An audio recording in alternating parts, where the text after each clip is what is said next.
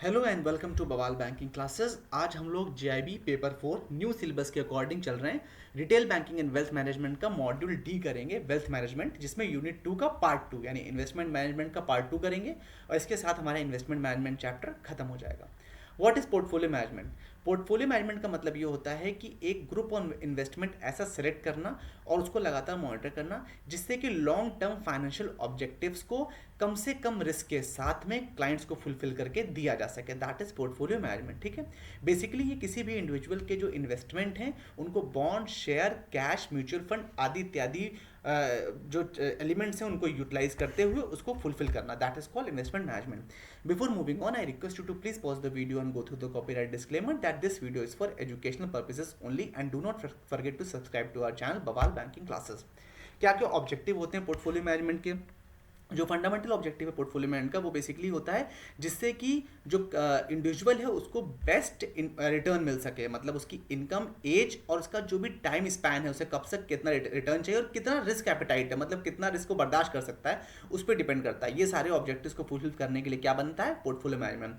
जो core objective है portfolio management के वो कैसे होते हैं? कैपिटल एप्रिसिएशन, मतलब जो आपका पैसा है वो बढ़ना चाहिए इंडिविजुअल का, ज़्यादा से ज़्यादा रिटर्न ऑन इन्वेस्टमेंट होना चाहिए, ओवरऑल जो पोर्टफोलियो उसकी प्रोफिशिएंसी बहुत इंप्रूव होनी चाहिए, रिस्क ऑप्टिमाइजेशन, रिस्क कम होना चाहिए, रिटर्न ज़्यादा होना चाहिए, जो रिसोर्स है वो ऑप्टिमली अलोकेट होने चाहिए, जो फ्लेक्सिबिलिटी है पोर्टफोलियो की वो अच्छी होनी चाहिए, मतलब इन केस अगर कोई मिस हैपनिंग होती है तो बीच में उसे लिक्विडेट कर सकें। दैट इज कॉल्ड फ्लेक्सिबिलिटी, मतलब इधर से उधर शिफ्ट कर सकें बिना कम से कम ट्रांजेक्शन कॉस्ट में या विदाउट ट्रांजेक्शन कॉस्ट। जो अर्निंग्स हैं वो किसी प्रकार के मार्केट रिस्क से प्रोटेक्ट हो सकें, ये भी एक चीज़ है। जैसे कोविड आया था, बहुत सारा पैसा डूब गया लोगों का, तो वो नहीं कि ऐसी जगह लग गया कि पैसे ही डूब गया। The following should consider portfolio management. क्या क्या चीज़ें कंसीडर करनी चाहिए पोर्टफोलियो मैनेजमेंट के लिए?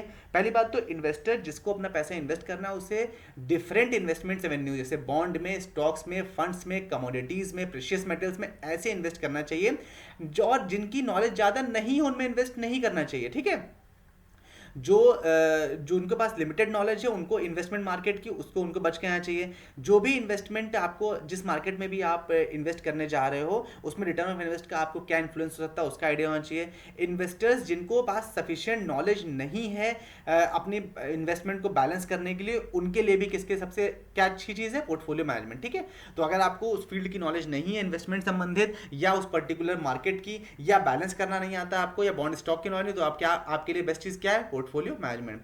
क्या क्या एलिमेंट्स है पोर्टफोलियो मैनेजमेंट के? एसेट एलोकेशन, डाइवर्सिफिकेशन और रीबैलेंसिंग, मतलब कैसे एसेट एलोकेट किए जाएंगे, उनको डाइवर्सिफाई किया जाएगा अलग अलग बास्केट्स में या सेगमेंट्स में, और उनको रीबैलेंस है टाइम टाइम को रिव्यू करके बैलेंस करना पड़ेगा। पोर्टफोलियो मैनेजमेंट और इन्वेस्टमेंट बैंकिंग, इन दोनों में क्या डिफरेंस होता है ये वो देख लेते हैं। जो पोर्टफोलियो मैनेजमेंट होता है उसका मतलब ये होता है कि जो भी क्लाइंट है उसके असेट्स को मैनेज करना, लेकिन जो इन्वेस्टमेंट बैंकिंग होता है उसमें मतलब क्या होता है? उसका मतलब होता है जो कंपनी है उसके लिए एक आईपीओ के थ्रू पैसा जनरेट करना। दैट इज इन्वेस्टमेंट बैंकिंग, मतलब जो इकोनॉमी है उसमें नई फाइनेंस सर्विसेज को देते हुए स्टॉक्स के माध्यम से कंपनीज को पैसा रेस करने में हेल्प करना। तो दोनों चीजें बिल्कुल अलग हैं, ध्यान रखिएगा।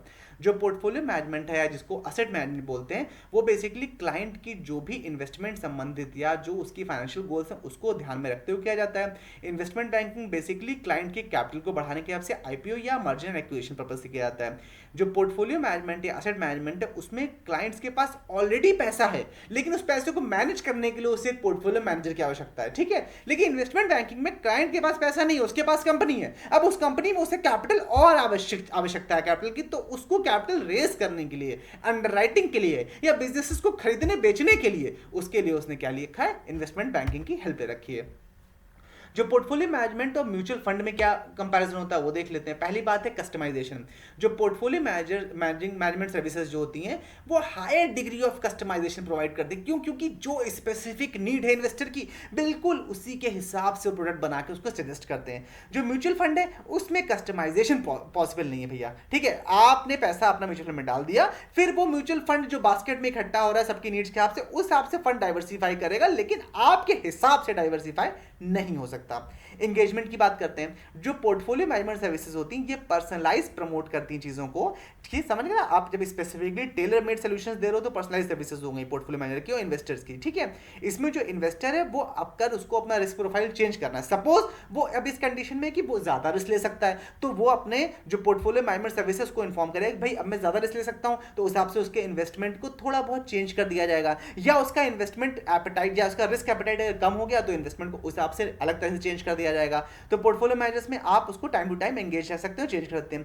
म्यूचुअल फंड्स में आपका लो एंगेजमेंट रहता है, आपको एंगेज नहीं रहना पड़ता, उसका इन्वेस्टर ने पैसा दे दिया उसके बाद अब वो कंपनी जाने कैसे डील करना है। फी स्ट्रक्चर्स क्या आता है, जो म्यूचुअल फंड्स होते हैं उसमें एक फिक्स्ड फी एट्रीब्यूट रहती है। आप जब म्यूचुअल फंड में एंट्री लेते हो, जब एग्जिट करते हो अपने इन्वेस्टमेंट से, दोनों ही केस में कुछ एनुअल एक्सपेंस कभी कभी रहता है और कुछ मेंटेनेंस चार्जेस भी रहते हैं एक्सपेंस रेशियो के हिसाब से, ये उसका फीस होता है। जो पोर्टफोलियो मैनेजमेंट सिस्टम है उसमें क्या होता है, एक पर्टिकुलर फीस तो रहती ही रहती है, एनुअल मेंटेनेंस फी वगैरह, और साथ ही साथ जो भी आप रिटर्न प्राप्त करते हो उस पर भी एक प्रॉफिट शेयर या एक कट कंपनी ले लेती है। That is portfolio management system services. Asset ownership में क्या होता है, पोर्टफोलियो मैनेजमेंट सर्विसेज जो होती है उनमें क्या होता है, जो ओनरशिप रहती है शेयर्स की वो डायरेक्टली किसकी रहती है, जो भी इसका पैसा है जो इन्वेस्टर है उसका रहता है। म्यूचुअल फंड में ऐसा नहीं होता, उसमें आपके पास यूनिट रहती है इन्वेस्टमेंट की, डायरेक्ट ओनरशिप आपके पास स्टॉक्स की नहीं है, आपके पास इन्वेस्टमेंट्स की यूनिट रहती है, ये फर्क है दोनों में। इन्वेस्टमेंट साइज में क्या होता है, म्यूचुअल फंड्स में क्या होता है किसी भी अमाउंट आप कर सकते हो, कोई भी अमाउंट उसमें आप लगा सकते हो, लेकिन पोर्टफोलियो मैनेजमेंट सर्विस के लिए मिनिमम आपको 50 लाख रुपए चाहिए तब आप वो काम करवा सकते हो। कैपिटल इन्वेस्टमेंट कम से कम कितना होते हैं, 50 लाख, तब आप उन सर्विसेज को ले सकते हो। ये सेबी की गाइडलाइंस के अकॉर्डिंग है।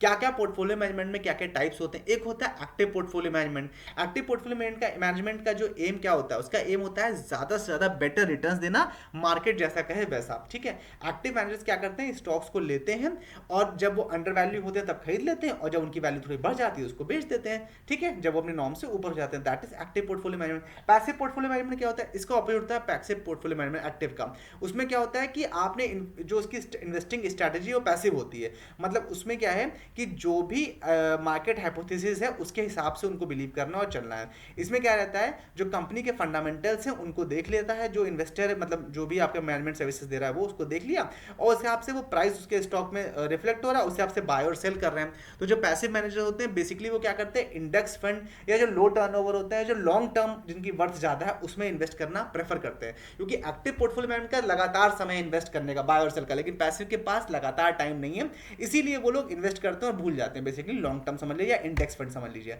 तो ज्यादा इसमें रिस्क बहुत नहीं होता लेकिन रिटर्न बहुत ज्यादा नहीं है। डिस्क्रिशनरी पोर्टफोलियो मैनेजमेंट क्या होता है, डिस्क्रिशनरी मैनेजर का मतलब क्या होता है कि आपने पूरी छूट, फुल लीव है, मतलब पूरी छूट दे रखी है इन्वेस्टमेंट, जो इन्वेस्टर है उसने पूरी छूट दे रखी है पोर्टफोलियो मैनेजर कि आप अपने तरीके से डिसीजन लो, मुझे बस प्रॉफिट से मतलब है, आप कैसे चलाओ आपकी इच्छा, प्रॉफिट होगा तो भी ठीक है, लॉस होगा तो भी कोई बात नहीं। जो इसमें जो इंडिविजुअल गोल्स हैं वो टाइम फ्रेम है, वो सबको ध्यान में रख करके जो मैनेजर, मतलब जो पोर्टफोलियो मैनेजर है वो उस आपकी स्ट्रेटजीज को अडॉप्ट कर लेते हैं जो उन्हें बेस्ट लगती है। ठीक है, नॉन डिस्क्रिशनरी पोर्टफोलियो मैनेजमेंट का मतलब क्या है, इसका मतलब ये होता है कि ये सिर्फ और इसमें आप उनके बिहाफ पे बाय सेल नहीं कर रहे हो, आप सिर्फ उनके फाइनेंशियल काउंसलर हो, आप इन्वेस्टर्स को बता रहे हो भैया आप खरीद लो आप बेच दो। ठीक है, तो कुल मिलाकर के ये आपका जो इन्वेस्टर है उसमें इन्वेस्टर पूरी तरह से इन्वॉल्व है, लेकिन इसमें डिस्क्रिशन जो कंपनी है उसका नहीं है, कंपनी सिर्फ और सिर्फ सर्विसेज दे रही है, बाय सेल करना उसके बिहाफ पर, उसके ऊपर है, इन्वेस्टर के ऊपर। इसके प्रोज एंड कॉन्स क्लियरली ऊपर से बता दिए गए हैं, लेकिन जिसको जो उचित लगता है वो उसको फॉलो कर लेता है। हालांकि इसमें पूरी तरह से इन्वेस्टर पर डिपेंड करता है कि उसे पैसा कहां लगाना है। क्या पोर्टफोलियो मैनेजमेंट का प्रोसेस क्या होता है, ये स्टेप्स दिए, if you like you can go with that. बहुत ज़्यादा इंपॉर्टेंट नहीं है ये कि आइडेंटिफिकेशन ऑब्जेक्टिव, भैया पहले ये देखना है क्या ऑब्जेक्टिव है, उनको कहाँ इन्वेस्ट करना है, क्या उनके फाइनेंशियल गोल्स हैं, फिर कैपिटल मार्केट को एस्टिमेट करना होता है, उसके बाद डिसीजन करना होता है कहाँ एसेट एलोकेट करना है, उसके संबंध में एक सूटेबल पोर्टफोलियो स्ट्रेटजी बनानी पड़ती है, फॉर्मुलेट करनी पड़ती है, पोर्टफोलियो को इंप्लीमेंट करना, उसको समय समय पर उसको इवेल्युएट करना, पोर्टफोलियो को रिवाइज करते हैं ना और रीबैलेंस करते हैं ना बार बार कि कैसे उसमें ज़्यादा से ज़्यादा प्रॉफिट हो सके। एडवांटेजेस क्या क्या है पोर्टफोलियो मैनेजमेंट के, एक तो राइट इन्वेस्टमेंट चॉइस मिल जाती है, पहला तो एडवांटेज है। ठीक है, इससे क्या होता है एक इन्फॉर्म डिसीजन मेकिंग कर पाता है इन्वेस्टर, जिससे कि उसके रिटर्न प्रोस्पेक्ट्स बढ़ जाते हैं। जो रिटर्न है वो उसमें बहुत ज्यादा होता है, क्यों, क्योंकि स्ट्रक्चर्ड फ्रेमवर्क और एनालिसिस के बाद ही सही एसेट्स चुने जा रहे हैं इन्वेस्टमेंट पर्पस के लिए। ठीक है, तो रिटर्न ऑब्वियसली हाई हो जाएगा। लिमिटेड फंड में भी आप मैक्सिमम प्रॉफिट कमा सकते हो। डिजास्टर्स इसमें अवॉइड होते हैं, जैसे क्या होता है कि अगर इन्वेस्टर को नॉलेज नहीं है तो अगर मैनेजर उसकी हेल्प कर रहा है, मतलब जो इन्वेस्टमेंट मैनेजर मैनेजर है वो हेल्प कर रहा है, तो ऑब्वियसली उसका जो इन्वेस्टमेंट है वो किसी एक तरह के एसेट में नहीं होगा, कई डाइवर्सिफाइड होगा एसेट्स में। तो ऑब्वियसली बात है कि एक सेक्टर अगर डूबेगा, डिजास्टर होगा, अभी दूसरे बच जाएगा, तो पूरा पैसा नहीं डूबता है। जो परफॉर्मेंस उसको आप ट्रैक कर सकते हैं, मतलब जो भी इन्वेस्टमेंट आपने किया अपने पोर्टफोलियो में उसको टाइम टू टाइम आप ट्रैक कर सकते हैं, तो आपको आगे के लिए सीखने को मिलता है। जो मैनेज उसमें लिक्विडिटी मैनेज होती है, इन्वेस्टर्स जो होते हैं अगर उन्हें लिक्विडिटी मैनेज करवानी है तो वो अपने टाइम टू टाइम कुछ शेयर्स बेच देते हैं, उसके बदले में कुछ और खरीद लिया या उसके पैसे को यूटिलाइज कर लिया। रिस्क अवॉइड करते हैं, क्यों? क्योंकि पोर्टफोलियो मैनेजर्स लगातार आपके पोर्टफोलियो को डाइवर्सिफाई कर रहे हैं, प्लस टाइम टू टाइम आपको इन्फॉर्म कर रहे हैं, तो ऑब्वियसली बात है रिस्क कम हो जाएगा।